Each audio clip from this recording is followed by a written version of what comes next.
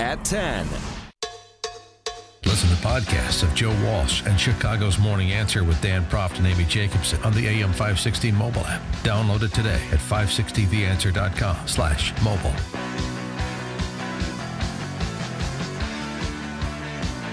Good morning, Dan and John Cass in for Amy J this morning. We're coming to you live from FJ Kerrigan Plumbing in Wilmette, part of our AM 560 Signature Bank Business Tour, and we've cobbled together some of the few remaining center-right sensible people that live on the North Shore. They've stopped by for a little coffee. Come on, stop by, have a bagel. Get a picture with the slimmed-down John Cass. Congratulations on the weight loss. More to go. It's going well. We've got way to go. Yeah, it's going well, though. It's very good. So I could fit into my Rachel Maddow-sized trout fishing gear. Well, you already have the haircut. Yeah, I do. So it's a Katie Lang thing. Yeah. Katie Lang, nice. but like on a Greek face, and it's white. Yeah. Like that. Yesterday, last night, in point of fact, we had Fox News. They may not get a debate, but they got a Comrade Bernie Sanders town hall, Brett Baer and Martha McCallum hosting. And among the topics of discussion, what you would expect, the government takeover of health care, the fact that Bernie Sanders is now a millionaire because he wrote a book that a bunch of socialists who don't believe in capitalism bought in practice of capitalism. Never had a job. Bernie Sanders on Medicare for all. A show of hands of how many people get their insurance from work, private insurance, right now. How many get it from private insurance? Raise your hand. Okay. Now, of those, how many are willing to transition to what the senator says, a government-run system? Oh, Jesus. There's 180 million people on private insurance. Let's deal with that, Brett. And they Brett? would be lost, right? To your Brett, system. fair Okay. question. Okay. Good question. Good, thank and you. I know it's what the right wing throws out, so let me answer it. All right? Millions of people every single year lose their health insurance. You know why? They get fired or they quit and they go to another employer. I was the mayor for 8 years. You know what I did, what probably every mayor in America does, is you look around for the best insurance program, the most cost-effective insurance. You change insurance. Every year, millions of workers wake up in the morning and their employer has changed the insurance that they have. Maybe they like the doctors. People are nodding their heads. Okay? So this is not new. Every year. Now, what we're talking about actually is stability. That when you have a Medicare for all, it is there now and will be there in the future. Senator, let me ask you a question. Government is a synonym for stability, John. You know, Dan, is a hard-bitten, cynical newspaper reporter that I am and columnist, I've spent my many years like chasing down politicians, doing stakeouts. What do you do in a stakeout? You sit in a beater car, you smoke cigarettes, you eat Polish sausage, drink Diet Coke, and you wait for the guy to come out. We've all seen Hill Street Blues, yeah. Right, so all that's taking its toll. So when I need several new organs, I have to go and ask Mike Madigan to help take care of me? Is that what you're telling me, Bernie Sanders? I've got to go to my political hack friends to take care of my knee replacement? One more... Because that's what it's going to be. You understand that. There's no way around it. One more offering from Bernie Sanders on capitalism. Brett Baer, he made $500,000 last year, largely because of royalties from his book. Isn't that an example of capitalism that he otherwise rails against? You know, when you wrote the book and you made the money, Yeah. isn't that the definition of capitalism, the American dream? No.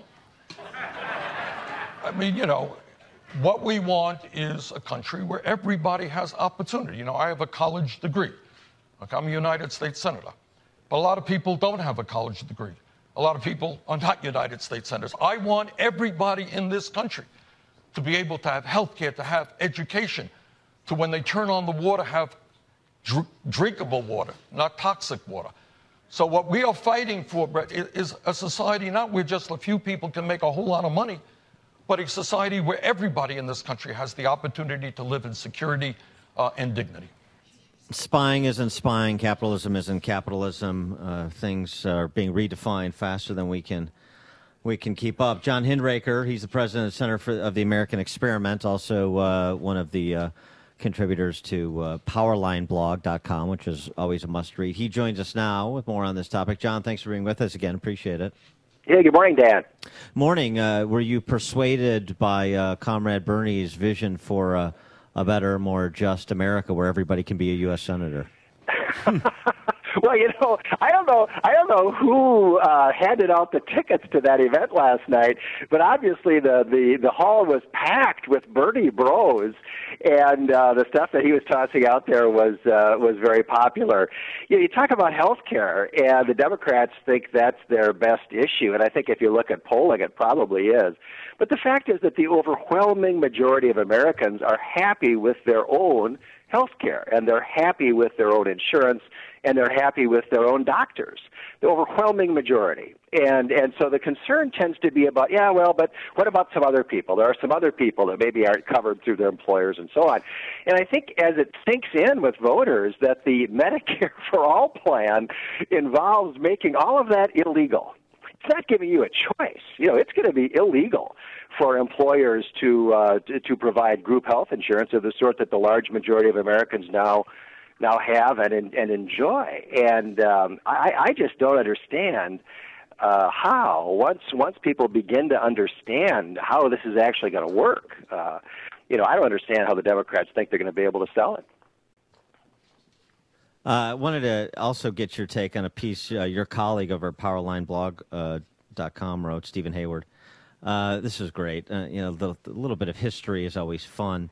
And he's responding to the hue and cry over Trump's proposal to send migrants to sanctuary cities. If we're going to let people come into this country illegally and stay, then let's put them in places that are desirous of them, like Chicago and L.A. and New York and others. Your colleague Stephen Hayward points out the response from Democrat mayors, so many, is calling this a new level of inhumanity. And Trump, it's a bit confusing. You say you want this, but it's inhumane for Trump to give you what you want. He references Bill Clinton, then governor of Arkansas, his response to the refugees that were sent to Arkansas by Jimmy Carter during the Mariel Boatlift, and where Bill Clinton wanted to send those refugees, and it wasn't to receive them in Arkansas.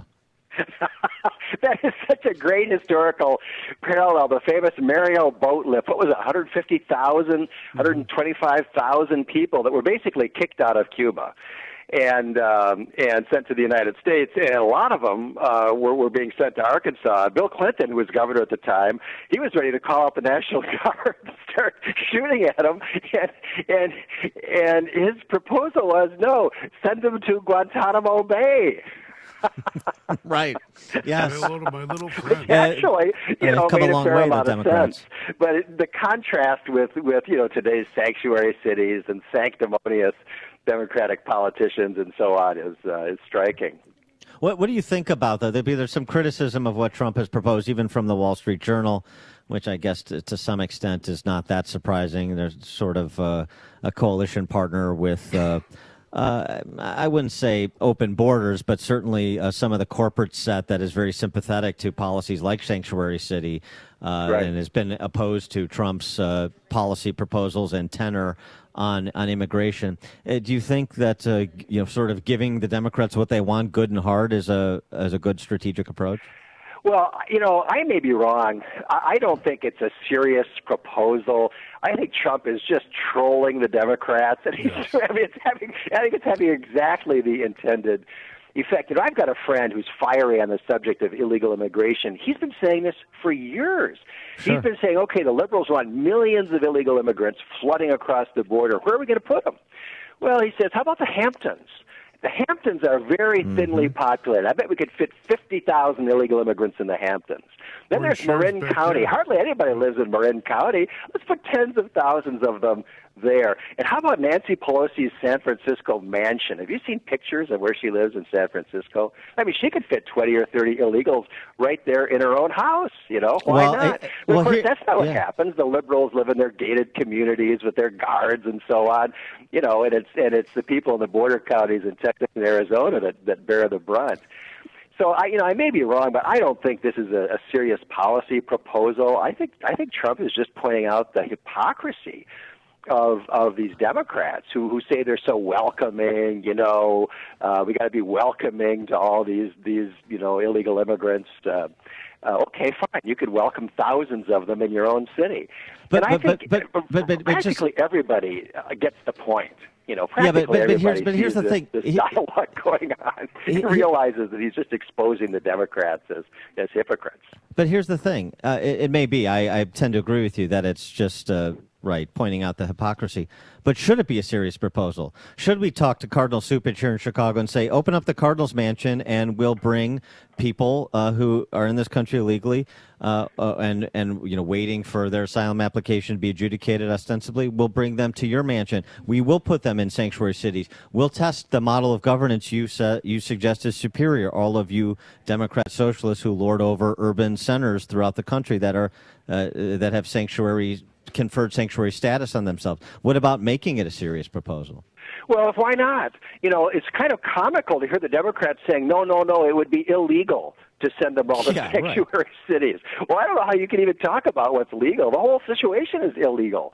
We're talking about illegal immigrants. We're talking about a massive failure to enforce the law. So, I don't know why you couldn't put a bunch of them on a bus and take them to the Archbishop's, quarters in Chicago. And I'd be happy to see Trump continue to sound this theme. And if it comes to actually sending some of these folks around the country, it's fine by me.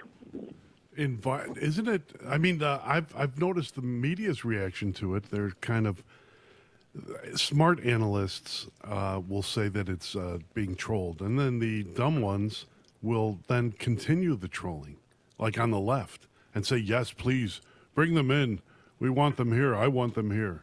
And I don't think if I did that, even though I don't, I mean, if I invited, say, several hundred people to live in my community, in my neighborhood, in my backyard, I don't think my neighbors would like it that much. Well, I think that Trump, has put the Democrats in a no-win position here for exactly the reason that you say. Isn't it the mayor of Seattle who said, "Oh yeah, send some to us"?